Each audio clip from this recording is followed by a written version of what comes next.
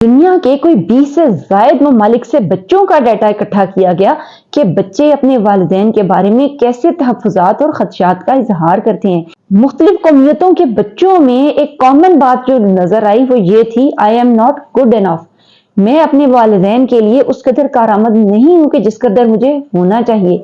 माहिरीन ने इसके काजेज के ऊपर भी गौर किया है कि क्यों ऐसा हुआ है कि मुख्तलिफ जगहों पर रहने वाले बच्चे तकरीबन एक ही किस्म के डायलेमा का शिकार हैं। सोशल मीडिया और ग्लोबलाइजेशन के इस दौर में हमारी पेरेंटिंग प्रैक्टिसेस तकरीबन सारी दुनिया में सेम ही है। तमाम अर्बन जगहों पर रहने वाले वालिदैन जो पढ़े लिखे हैं, अपने कैरियर्स बना रहे हैं और चाहते हैं कि उनके बच्चे भी माशरे में एक्सेल करें, उनकी जो पेरेंटिंग स्टाइल है वो तकरीबन मिलता जुलता है।